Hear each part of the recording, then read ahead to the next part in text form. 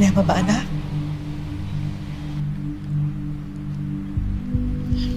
Wala po. Kinakabahan lang. Ka ba? Ngayon ka pa kakabahan, eh, gagraduate ka na. Ay, naku.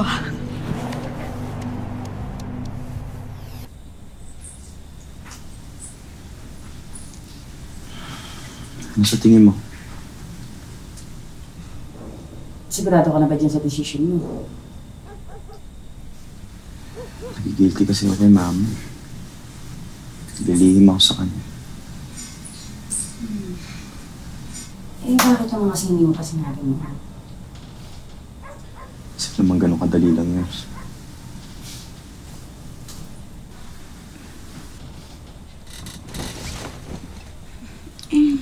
Kailan mo babalak sabihin? Basta, naghahanap lang ako ng tamang timing. Sa palagay mo ba, magugustuhan niya ako? Paano kung ayawan niya ako? Kasi syempre, ang laki ng age gap natin.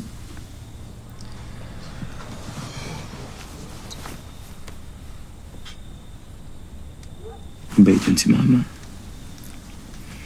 Tsaka mahal na mahal ako nun. Sigurado ako matatanggap ka niya.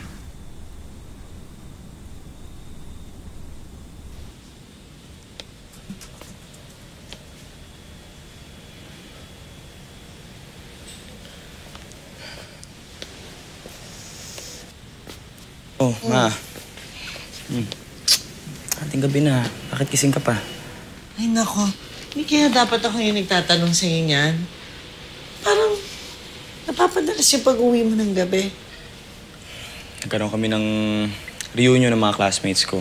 Medyo nagkaroon ng celebration. Ay, nako, ikaw ha.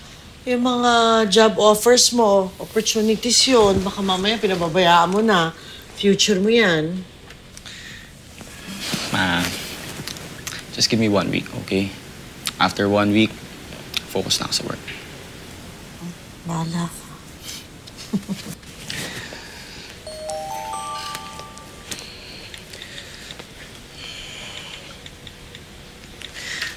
Ma?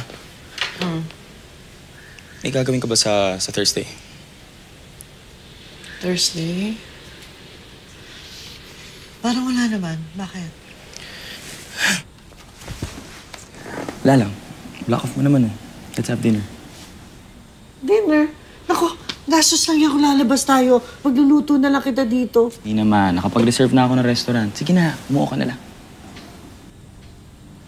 Ay, nako. Sige. Thursday, ah. It's a date. Yes!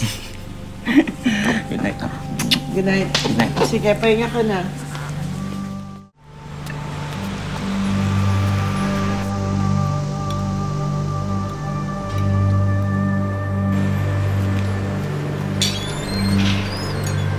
Miguel? Ma, siya yung surprise ko sa'yo. Si Camille. Girlfriend ko. Hello po. Good evening po.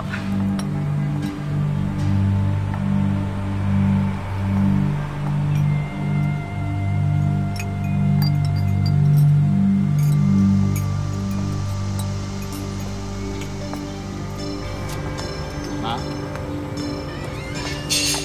Sandali lang. Ma!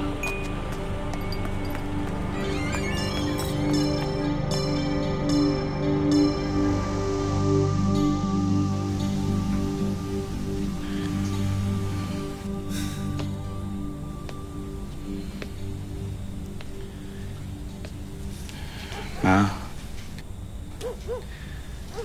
I'm sorry. Hindi ko agad nasabi sa inyo. Alam mo naman na sa lahat ng ayoko yung pinagmumukha akong tanga. Ma, hindi ko naman minimina itago talaga sa inyo eh. Natatakot lang ako baka madagdagan pa yung worries ninyo. Bakit? Sa palagay mo ba ngayon hindi ako nag-worry? Kasi di ba, kung meron man dapat nakakaalam ng mga bagay tungkol sa'yo, dapat ako yun. Kasi ako yung nanay mo. Pero ma... Dalawa na lang nga tayo eh. Dapat hindi na tayo naglilihiman sa isa't isa, di ba? Ma, kahit naman sabihin ko sa inyo na Ano? Nanay mo ko, di ba dapat sa akin?